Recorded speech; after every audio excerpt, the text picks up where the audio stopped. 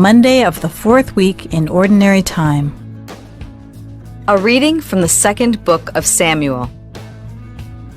An informant came to David with the report, "The children of Israel have transferred their loyalty to Absalom."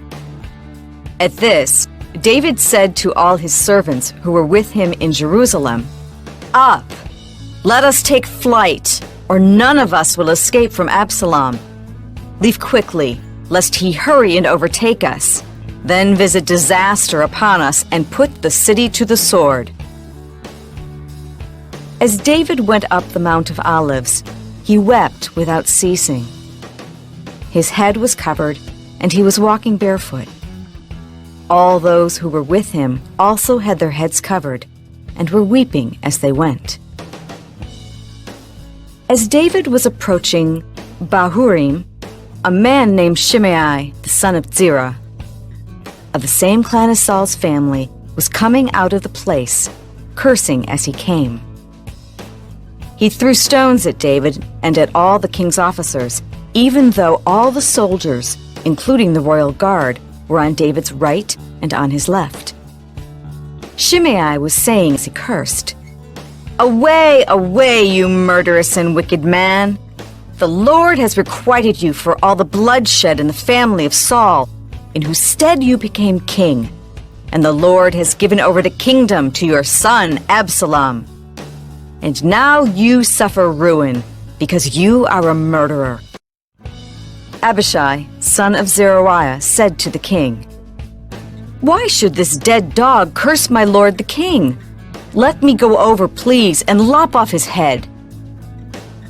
But the king replied, "What business is it of mine or of yours, sons of Zeruiah, that he curses? Suppose the Lord has told him to curse David. Who then will dare to say, 'Why are you doing this?'" Then the king said to Abishai and to all his servants, "If my own son, who came forth from my loins, is seeking my life, how much more might this Benjaminite do so? Let him alone, and let him curse, for the Lord has told him to.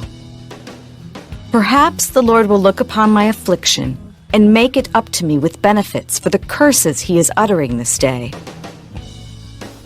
David and his men continued on the road, while Shimei kept abreast of them on the hillside, all the while cursing and throwing stones and dirt as he went.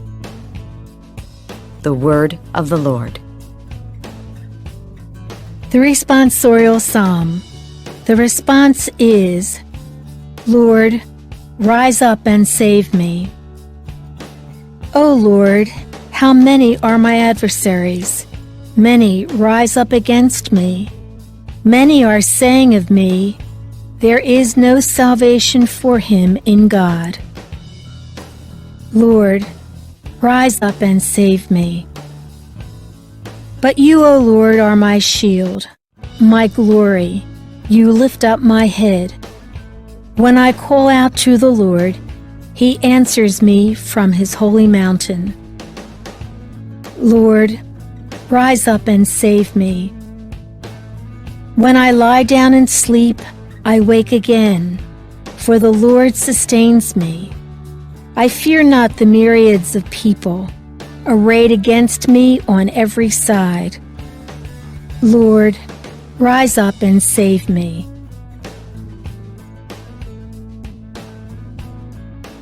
A reading from the Holy Gospel according to Mark. Jesus and his disciples came to the other side of the sea, to the territory of the Gerasenes. When he got out of the boat, at once a man from the tombs who had an unclean spirit met him.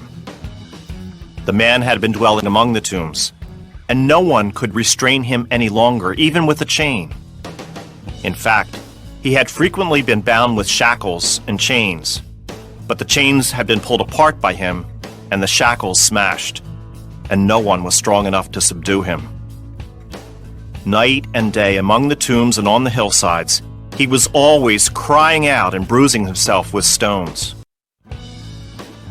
Catching sight of Jesus from a distance, he ran up and prostrated himself before him, crying out in a loud voice, "What have you to do with me, Jesus, Son of the Most High God? I adjure you by God, do not torment me." He had been saying to him, "Unclean spirit, come out of the man." He asked him, "What is your name?" He replied, "Legion is my name. There are many of us." And he pleaded earnestly with him not to drive them away from that territory.